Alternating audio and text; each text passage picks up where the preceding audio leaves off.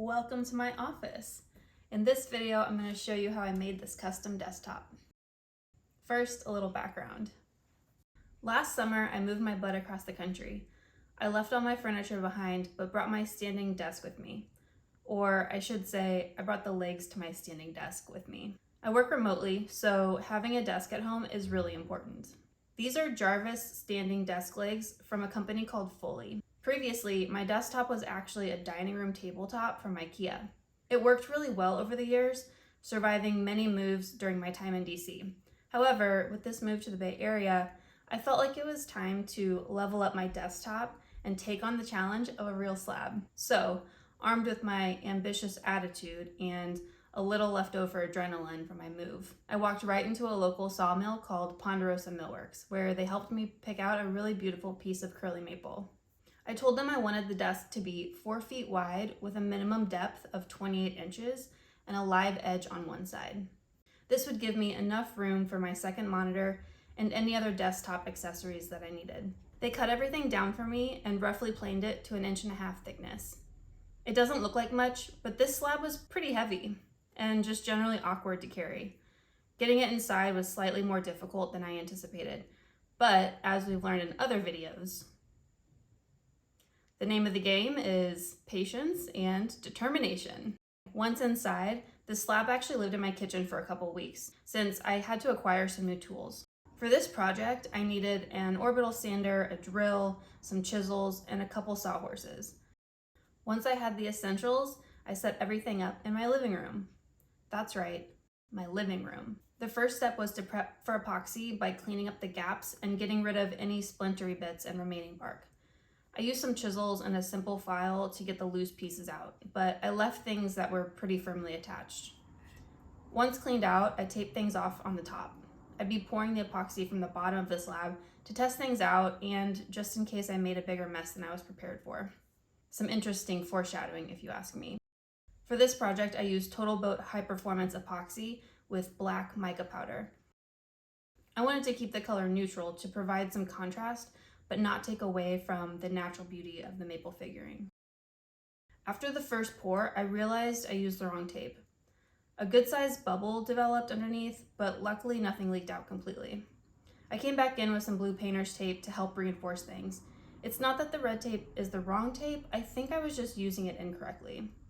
I guess this tape is better for making molds and forms for epoxy pours, or maybe it's just not the best for holding heavy pours. I'm not sure what was going on, but let me know if any of you have had a similar experience. I popped all the bubbles along the way with a blowtorch and let everything cure for a day after my final pour. After everything was cured, I came in with a chisel to start cleaning things up.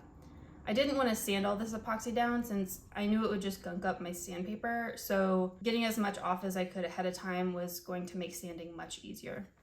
While I was able to chip away a good bit with the chisel, I realized I was also creating divots. Luckily, this is the underside, so no one is going to see them, but I'd need a new strategy for cleaning up the top. I've seen other YouTube woodworkers use a cabinet scraper to clean up epoxy, so I figured I'd give one a try. I had to order this scraper, so it delayed me a few extra days. Once it arrived, though, it took a bit of effort, but it worked out a lot better overall. After that, I filled the remaining gaps in the top of the slab. My main advice to myself, I guess, would be to use the right tape and do all this on a flat surface. Obviously, having a shop and all the right tools is the recommendation, but those of us who don't have access to those things are just doing our best. I hope by now it's clear that I am not an expert on anything. I'm just another dummy out here trying to learn things and foolishly publishing all my mistakes to the internet. So you're welcome and thank you. Normally the next step after the epoxy would be to take this slab somewhere to get it professionally flattened or set up a router jig to flatten it myself, but I didn't do that here. I was about 3 weeks into this project and was getting a little impatient, so I moved right on to sanding instead. I started sanding inside, again, starting with the bottom, just to get a sense of how it was going to look. My orbital sander has a little dust collector on the end of it, but obviously it's not going to catch everything. Fortunately, I do have a back patio, so the next day I wised up and took everything outside. After scraping the remaining epoxy, I was able to knock all the sanding out within a couple hours. I just love sanding. I love making a whole big bunch of noise and having the neighbors peek over the fence to see what all the commotion is about. So yeah, that happened. I moved through my 80 grit, my 120, and then 220 on both sides of the slab. After my first round of 220 on the top of the slab, I sprayed that face down with a little bit of water to raise the grain. I then let it dry and sanded again. This is a trick for getting a super smooth finish on your piece. Sometimes when you add a finish, the grain can rise again as it absorbs the finish. To get around this, you spray it down, force the grain to raise, knock it back, and then when you apply your finish, you get a really smooth result. I think this tip is mainly for water-based finishes, so even though I wasn't going to be using a water-based finish here, I did this trick anyway, just for good measure. After all the sanding was done, I brought the piece back inside, gave it a good vacuum, and used a tack cloth to pull up any remaining dust. For this project, I decided to use Odie's oil. I didn't want to stain a piece like this. I just wanted to use a finish that was going to be really easy to apply and that would bring out all the natural colors of the grain and show off the beautiful quilted features. I did consider using more durable finishes like a lacquer or polyurethane, but I didn't have the tools or space or honestly the patience to deal with that kind of finish. I followed the instructions for applying the Odie's oil, buffing everything on, letting it sit for a bit, then buffing everything off. I applied one coat on the bottom and actually did 2 coats on the top just for a little bit better finish. Once everything was dry, it was finally time to turn this thing into a desk. I moved the piece over to the floor, another super official workspace, I know. Be jealous. You'll probably recognize this space from my other video of creating a plant shelf under this window. As you can see, things are a mess and organization is necessary. I laid the slab face down in front of where the desk was going to end up. Since the legs and the slab are each pretty heavy, I positioned them so all I'd have to do when I was finished assembling everything was just tilt the whole thing up into place. I aligned the desk legs centered on the slab with a slight overhang toward the front. I marked the holes where I'd need to drill and prepped everything for my threaded inserts. I went with threaded inserts here rather than using just the screws that came with the desk legs. These inserts will allow me to disassemble and reassemble this desk as many times as I need, rather than having to drill new holes all the time, which is what happened with my previous desk. This piece will be with me for a long time, so longevity is certainly the goal here. I did not use epoxy or glue to adhere the inserts.